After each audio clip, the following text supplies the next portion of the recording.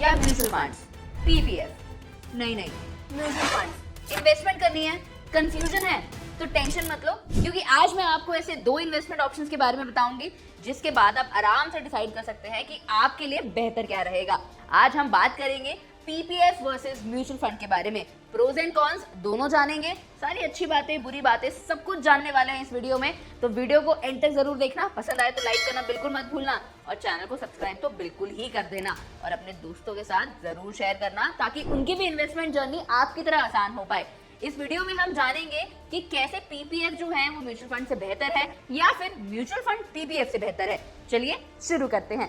नमस्कार दोस्तों, मैं हूं मानसी और आप देखना शुरू कर चुके हैं बॉस वाला हिंदी चैनल, जहां पर हम ऐसी ही इन्वेस्टमेंट से भरी हुई जर्नी वाली बातें करते हैं और आपकी इन्वेस्टमेंट्स को और आसान बनाते हैं ताकि आप खुशहाली से अपनी फाइनेंशियल फ्रीडम को ले पाएं। चलिए बात कर रहे हैं पीपीएफ वर्सेस म्यूचुअल फंड्स की, विच इज बेटर। अरे भाई कंफ्यूजन बहुत रहती है कि इन्वेस्टमेंट तो शुरू करनी है, क्योंकि बिना इन्वेस्टमेंट करे फाइनेंशियल सिक्योरिटी मिलना बहुत मुश्किल हो जाता है। लेकिन इन्वेस्टमेंट करें कहाँ, किस में करें, कितनी करें, किस टाइम पे करें, कैसे पता चलेगा? इसी वीडियो में पता चलेगा। ठीक है, तो हम शुरू करते हैं पीपीएफ से।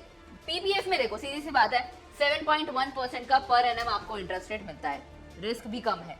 वहीं म्यूचुअल फंड देखें तो 12% का per annum rate of interest मिलता है, इसमें आपको रिटर्न्स मिलते हैं, लेकिन रिस्क ज्यादा है। कंफ्यूजन फिर से आ गई कि 7% वाला लो रिस्क के साथ है, 12% वाला हाई रिस्क के साथ है, तो अब करें क्या? चलिए आगे देख लेते हैं। पीपीएफ के बारे में बात करते हैं। पीपीएफ होता है पब्लिक प्रोविडेंट फंड, जो 1986 में सरकार लेकर आई थी एक सिक्योरिटी इन्वेस्टमेंट की फॉर्म में, जहां पर आपकी इन्वेस्टमेंट जो है वो सिक्योर ज्यादा है। तो यहाँ पर एक और पॉइंट नोट करने वाला है कि पीपीएफ जो है वो ज्यादा सिक्योर है बाकी इन्वेस्टमेंट्स के चलते। अब पीपीएफ के अंदर जब इन्वेस्टमेंट की बारी आती है तो यहाँ पर आप 500 रुपए से शुरू कर सकते हैं इन्वेस्टमेंट मिनिमम, और मैक्सिमम आप 1.5 लाख तक एक साल के अंदर, ये पर एनम है, एक साल के अंदर एनुअली हम बात कर रहे हैं यहाँ पर, एक साल के अंदर आप इतनी इन्वेस्टमेंट कर सकते हैं। यहाँ पर एक और फायदा मिलता है आपको कि आपकी इन्वेस्टमेंट का और जितना भी आपने इंटरेस्ट अर्न किया है, यानी अगर आपने 20,000 रुपए इन्वेस्ट करे हैं और उसके ऊपर आपको 4,000 या 5,000 का इंटरेस्ट मिल गया है, तो आपका वो पूरा अमाउंट जो होगा वो एकदम टैक्स फ्री होगा, उस पर कोई भी टैक्स नहीं कटेगा, वो फुल्ली एग्जेम्प्ट होगा। फिर आती है बारी ये जानने की कि ये लॉन्ग टर्म है कि शॉर्ट टर्म है। तो पीपीएफ यूजुअली लॉन्ग टर्म ही होता है। तो अगर आप ये सोच रहे हैं कि भाई लॉन्ग टर्म इन्वेस्टमेंट करनी है तो किस में करें, पीपीएफ में करें या म्यूचुअल फंड्स में एसआईपी शुरू करें, तो मैं आपको ये बता दूं कि भाई दोनों की रियलिटी अलग अलग है, दोनों के अपने एडवांटेजेस हैं, अपने डिसएडवांटेजेस हैं, और सारी चीजें डिपेंड करती हैं आपके ऊपर कि आप कितना रिस्क ले सकते हैं। रिस्क फैक्टर बहुत बड़ा हो जाता है ऐसे केस में। तो अगर आप चाहते हैं कि भाई मेरे को कम रिस्क लेना है, मुझे रिस्क ज्यादा लेना ही नहीं है, लेकिन मैं रेट ऑफ इंटरेस्ट रिटर्न जितना मिल रहा है उसमें कॉम्प्रोमाइज कर सकता हूँ या कर सकती हूँ, तो पीपीएफ है। लेकिन अगर आप चाहते हैं कि नहीं भाई मुझे तो हायर रिटर्न्स चाहिए, रिस्क लेने को मैं तैयार हूँ, तो उसमें म्यूचुअल फंड्स आ जाता है। चलो इसको और गहराई में समझ लेते हैं। अब हम बात कर रहे हैं पीपीएफ की। अब पीपीएफ में अगर आप चाहते हैं कि आपको विड्रॉ करवाना है अपना पैसा, यानी आपने अगर 5 लाख रुपए इन्वेस्ट कर रहे हैं तो आपको 1 लाख रुपए 1.5 लाख रुपए जितना भी कुछ अमाउंट आपको उसमें से निकलवाना है, तो वो अमाउंट आप सिर्फ 5 साल बाद ही निकलवा सकते हैं अपनी इन्वेस्टमेंट के। 5 साल से पहले आप कुछ भी अमाउंट इसमें नहीं निकलवा सकते। फिर आती है बारी अगर आप चाहते हैं कि भाई मेरे को तो पूरा ही पैसा चाहिए मेरा वापस, मेरे को हो गया है कि अब मैंने जितना इन्वेस्ट किया है उतना मेरे को पूरा वापस चाहिए, तो वो आप 15 साल के बाद ही निकाल सकते हैं।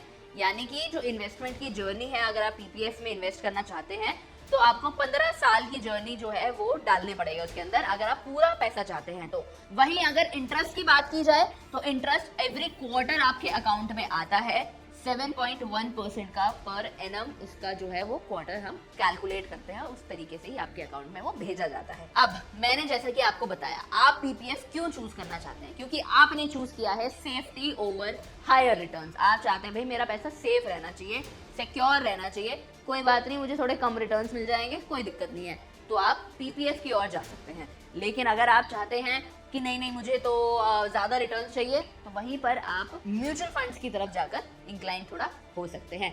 बता दूं कि पीपीएफ अकाउंट आप किसी भी पोस्ट ऑफिस के थ्रू या फिर आप किसी भी बैंक के थ्रू जाकर अपना अकाउंट, पीपीएफ अकाउंट जो है वो ओपन करवा सकते हैं। किसी भी पोस्ट ऑफिस में हो जाएगा और किसी भी बैंक में हो जाएगा। अगर आपको एक स्पेसिफिक बैंक के बारे में जानना है तो आप मुझे कमेंट कर देना, मैं आपको बता दूंगी कि उस बैंक में आप पीपीएफ अकाउंट है अपना जो वो खुलवा सकते हैं कि नहीं खुलवा सकते। चलिए अब आगे बढ़ते हैं। अब बात हम कर लेते हैं म्यूचुअल फंड्स की, या फिर इक्विटी म्यूचुअल फंड्स भी हम बोल सकते हैं। यूजुअली म्यूचुअल फंड्स क्या होते हैं, देखो यहाँ पर सिंपल भाषा में आपको समझाऊं अगर, तो जब आपका पैसा स्टॉक मार्केट में इन्वेस्ट किया जाता है, जब आपका पैसा स्टॉक मार्केट में इन्वेस्ट किया जाता है तो उसे हम इक्विटी म्यूचुअल फंड्स बोलते हैं। यहाँ पर वो पैसा जो है वो 40 से 50 कंपनीज के अंदर इन्वेस्ट किया जाता है।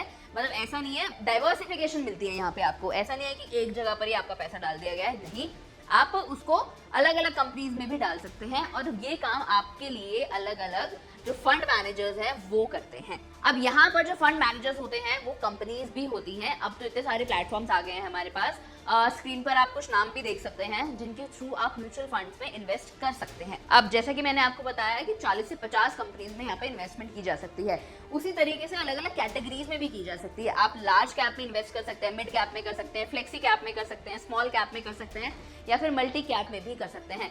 ये डिपेंड करता है सारे रिस्क फैक्टर्स को लेकर कि कितना ज्यादा रिस्क आप ले सकते हैं अपनी इन्वेस्टमेंट्स को लेकर। अगर सपोज आप लार्ज कैप में इन्वेस्टमेंट करना चाहते हैं तो उसका अपना एक रिस्क फैक्टर होता है, स्मॉल कैप का अपना एक रिस्क फैक्टर होता है।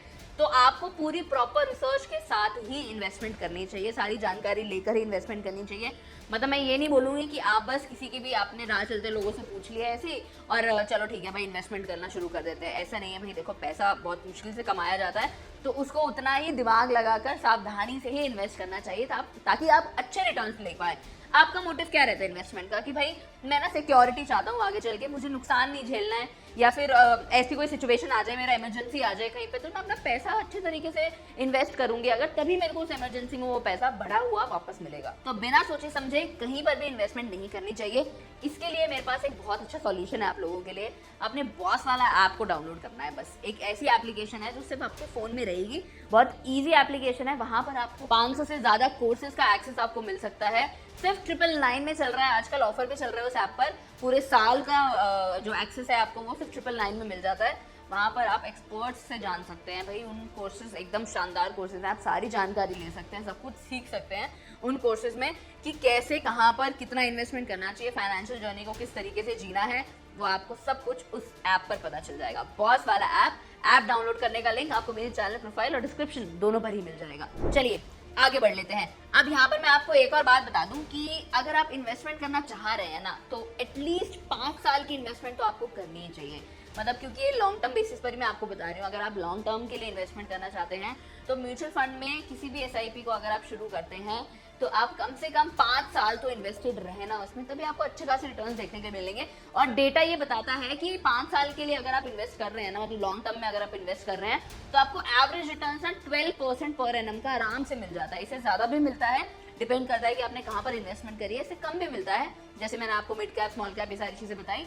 तो लेकिन एवरेज रिटर्न अगर आप देखें तो 12% का रिटर्न पर एनम आपका कहीं नहीं गया। अब यहाँ पर मैं इसका एक और फायदा आपको बता दूं, इसमें ना कोई भी लॉक इन पीरियड नहीं है। सिर्फ ELSS को छोड़कर, ELSS equity linked saving scheme, इसको छोड़कर अगर आप किसी और म्यूचुअल फंड में इन्वेस्ट करते हैं तो कोई लॉक इन पीरियड नहीं है। लॉक इन पीरियड ये होता है कि आपको अपना पैसा आपने जब चाहा तब निकाल लिया, जब चाहा तब डाल लिया। ऐसा नहीं होगा कि इतने टाइम तक आप निकाल नहीं सकते। जैसे मैंने आपको PPF में बताया था कि अगर आपको विड्रॉ करवाना है तो अगर पार्शियल विड्रॉ है तो आप 5 साल से पहले नहीं करवा सकते, पूरा विड्रॉल है तो 15 साल से पहले नहीं करवा सकते। लेकिन इसमें ऐसा कोई सीन नहीं है, आपको जब भी पैसा निकलवाना है आप तब निकलवाइए, जब डालना है तब डालिए। बस यहाँ पर ये बात ध्यान रखने वाली है, रिस्क फैक्टर। फिर से मतलब आप इस चीज को अपने माइंड में बसा लीजिए भाई, अगर आपको इन्वेस्टमेंट करनी है तो ये एक बहुत बड़ा फैक्टर आपके सामने हमेशा आएगा। अगर आप रिस्क लेने को तैयार हैं हायर रिटर्न्स के चलते तो म्यूचुअल फंड्स बढ़िया ऑप्शन है। लेकिन अगर आप रिटर्न्स के साथ थोड़ा कॉम्प्रोमाइज कर सकते हैं लेकिन रिस्क के साथ बिल्कुल नहीं कर सकते कि भाई रिस्क तो मुझे लेना ही नहीं है,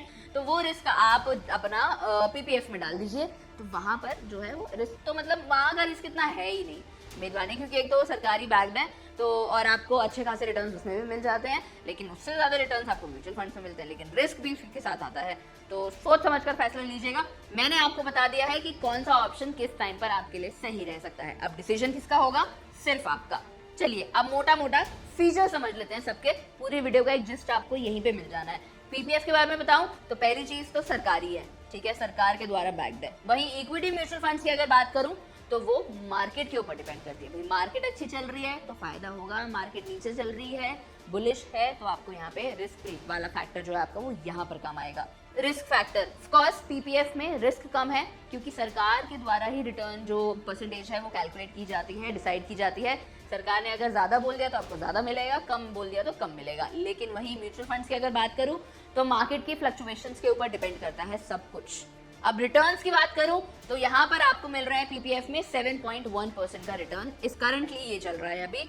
और एवरेज रिटर्न अगर इसमें देखा जाए, म्यूचुअल फंड में देखा जाए तो वहां पर 12% का मिलता है। टैक्स की बात करें तो पीपीएफ में एग्जेम्प्ट यानी ईई कैटेगरी के अंदर ये टैक्स फ्री रहता है, लेकिन म्यूचुअल फंड्स में आपको लॉन्ग टर्म और शॉर्ट टर्म कैपिटल गेन्स जो होते हैं उनके ऊपर टैक्स देना पड़ता है। अगर शॉर्ट टर्म कैपिटल गेन है यानी अगर आप 1 साल से अंदर निकलवा लेते हैं तो 20% का है, और वही लॉन्ग टर्म है अगर 1 साल के बाद आप अपना पैसा विड्रॉ करवाते हैं तो उसके ऊपर 12.5% का long term capital gain tax आपको देना पड़ता है। लॉक इन पीरियड की बात करें तो 15 साल से पहले पीपीएफ में से अमाउंट आप नहीं निकलवा सकते, पूरा अमाउंट अगर आपको निकलवाना है। वहीं म्यूचुअल फंड्स की ओर देखिए तो कोई भी लॉक इन पीरियड नहीं है, जब आपका मन करे तब आप पैसा उसमें से निकलवा सकते हैं। लिक्विडिटी की बात करें तो सिमिलर यही फॉर्म है कि अगर 5 साल के अंदर आप पार्शियल विड्रॉ करवाना चाहें तो पीपीएफ में से निकलवा सकते हैं, 5 साल के बाद ही, 5 साल से पहले आप कुछ भी विड्रॉ नहीं करवा सकते। वहीं म्यूचुअल फंड्स है क्योंकि कोई लॉक इन नहीं है तो लिक्विडिटी यहाँ पर आसान हो जाती है कि आपके हाथ में कैश जो है वो जल्दी आ जाता है। इन्फ्लेशन, महंगाई की बात कर लें तो पीपीएफ में यूजुअली नहीं होता है, इतना ज्यादा इम्पैक्ट नहीं पड़ता क्योंकि सरकार ने अगर एक बार डिसाइड कर दिया तो उतना रिटर्न तो आपको मिलना ही है। लेकिन वहीं म्यूचुअल फंड्स की अगर बात करूं तो वो डिपेंड करता है हमारे मार्केट, इकोनॉमी, जितनी भी फ्लक्चुएशंस उसमें आ रही हैं उसके हिसाब से आपको वहां पर रिटर्न्स मिलते हैं, जो ज्यादा भी हो सकते हैं और कम भी हो सकते हैं। एवरेज 12% डेटा हमें बता देता है। इन्वेस्टमेंट लिमिट की बात करूं तो पीपीएफ में आप 1.5 लाख तक की पूरे साल में इन्वेस्टमेंट कर सकते हैं। म्यूचुअल फंड्स की बात करूं तो आप एसआईपी के तौर पर यानी सिस्टमैटिक इन्वेस्टमेंट प्लान के तौर पर आप हर महीने की इन्वेस्टमेंट भी कर सकते हैं, और चाहे तो आप लमसम इन्वेस्टमेंट भी कर सकते हैं कि साल की मुझे इतनी इन्वेस्टमेंट करनी है, वो वाला पैसा भी आप डाल सकते हैं। अब रिस्क के साथ साथ एक और बहुत बड़ा फैक्टर आता है म्यूचुअल फंड्स के केस में कि अगर आपने कोई लोन लिया है अपने म्यूचुअल फंड्स के अगेंस्ट, यानी कि आपने म्यूचुअल फंड्स को एज अ कोलैटरल दिखाया है और आपने कहीं लोन लिया है, यानी म्यूचुअल फंड्स के पैसे आपने नहीं निकलवाए लेकिन आपको पैसा चाहिए, तो आपने उस कोलैटरल को रख के, म्यूचुअल फंड्स को आपने एज एन एसेट रख के अपना आपने लोन उठा लिया है, एक लाइबिलिटी उठा ली है, तो वो लोन जब तक आप रीपे नहीं कर देंगे you can not redeem your mutual funds का अमाउंट। और इन केस अगर आपको कोई भी लोन डिफॉल्ट होता है तो आपका म्यूचुअल फंड का अमाउंट भी सीज कर लिया जाएगा, मतलब आप उसको यूज नहीं कर पाएंगे अनलेस एंड अनटिल कि आपने अपना लोन जो है वो प्रॉपर रीपेमेंट उसकी नहीं कर दी है। तो चलिए यहाँ तक तो आपको समझ में आ गया होगा क्योंकि मैंने आपको बहुत इजी आसान भाषा में समझा दिया है, लेकिन फिर भी कोई डाउट रहते हैं तो आप मुझे कमेंट सेक्शन में लिख सकते हैं। अब एक पूरी कैलकुलेशन समझ लेते हैं कि भाई कितना पैसा डालोगे तो कितना मिलेगा, क्योंकि हमारे लिए तो भाई यही आसान भाषा है हमारी कि हमने इतना डाला तो हमें कितना पैसा मिलना चाहिए। तो अब आपको स्क्रीन पर एक नजर आ रही होगी टेबल जिसमें पीपीएफ और म्यूचुअल फंड्स मैंने आपको डिवाइड करके दिखा दिया है। इन्वेस्टमेंट टेन्योर हम ले लेते हैं कि हमने 15 साल ही पीपीएफ में किया, 15 साल ही हमने म्यूचुअल फंड्स में किया। हमारे एनुअल एक्सपेक्टेड रिटर्न्स जो हैं पीपीएफ के हमारे 7.1% था पर एनम, और इक्विटी म्यूचुअल फंड्स का था हमारा 12% पर एनम। एनुअल इन्वेस्टमेंट की बात करूं तो पीपीएफ में हम एनुअली 1.5 लाख डाल सकते हैं, तो वही अमाउंट हम चलो म्यूचुअल फंड में भी डाल के देख लेते हैं कि 1.5 लाख रुपए हम एनुअली म्यूचुअल फंड में भी इन्वेस्ट कर रहे हैं। और अगर आप एसआईपी के तौर पे करते हैं तो हर महीने आप 12,500 रुपए अपना म्यूचुअल फंड्स में डाल रहे हैं। अब टोटल अमाउंट इन्वेस्टेड कितना हो जाएगा आपका 15 साल के अंदर? 22.5 लाख रुपए दोनों के अंदर। अब टोटल रिटर्न बताऊं अगर, तो प्रॉफिट मतलब कितना कमाया, तो पीपीएफ के अंदर आपके पास आए 18.18 लाख। वही इक्विटी म्यूचुअल फंड्स की ओर देखें तो 36.99 लाख का टोटल रिटर्न आपको मिला। तो यानी पूरे 15 साल के बाद जो इंटरेस्ट और इन्वेस्टेड अमाउंट था उसको मिला लिया जाए तो पीपीएफ में आपके पास पूरी फाइनल मैच्योरिटी अमाउंट जो थी वो थी 40.68 लाख की। वहीं इक्विटी म्यूचुअल फंड्स की देखें तो 59.49 लाख की, यानी ऑलमोस्ट 20 लाख का फर्क आया है यहाँ पर। अब आप सोच लीजिए कि आप कहां पर इन्वेस्टमेंट करना जरूरी समझते हैं। देखो पीपीएफ और म्यूचुअल फंड्स दोनों ही अपने तरीके में एक अच्छी इन्वेस्टमेंट ऑप्शन है अगर आप लॉन्ग टर्म के लिए देख रहे हैं। तो डिपेंड करता है कि सामने वाला जो इन्वेस्टर है वो कितना रिस्क फैक्टर उठाने के लिए रेडी है। अगर आपको रिस्क नहीं चाहिए, एक गारंटीड रिटर्न चाहिए तो पीपीएफ के लिए चले जाओ, लेकिन आप रिस्क ले सकते हैं, अपने रिटर्न्स को भी ऊपर नीचे देख सकते हैं, तो आप म्यूचुअल फंड्स में इन्वेस्ट कर लो। लेकिन इसके साथ मैं आपको एक और बात बता दूं कि ऐसे बहुत सारे स्मार्ट इन्वेस्टर्स भी हैं जो दोनों में इन्वेस्ट करते हैं। भाई पीपीएफ में तो इन्वेस्ट कर दिया हमने स्टेबिलिटी के लिए जहाँ पे कोई रिस्क नहीं है, पैसा आता जा रहा है। वही म्यूचुअल फंड में भी हमने अपना पैसा डाला हुआ है, कुछ पैसा मतलब उन्होंने अपनी वेल्थ को ऐसे डिवाइड कर लिया है कि हमने स्टेबिलिटी भी चाहिए, हमें कम रिस्क भी चाहिए, और हमें ज्यादा रिटर्न्स वाले के अंदर भी इन्वेस्टमेंट करनी है। तो अब आप खुद से पूछो कि आप इन दोनों में से कौन से कैटेगरी में फॉल करना चाहते हैं और आप कितना रिस्क लेने के लिए कंफर्टेबल हैं। आपको खुद ब खुद जवाब मिल जाएगा। और अगर जवाब नहीं समझ में आता है तो कमेंट सेक्शन में मेंशन कर देना अपने सारे डाउट्स, सारे जवाब आपको वहीं पर मिल जाएंगे। चलिए, मैं उम्मीद करती हूँ सारी जानकारी आपको समझ में आई होगी। जैसा कि मैं हर बार बोलती हूँ, अपने डाउट, फीडबैक, सजेशन मेरे लिए आप कमेंट सेक्शन में छोड़ सकते हैं। मैं मानसी मिलती हूँ आपसे अगली वीडियो में। बॉस वाला, बी द बॉस।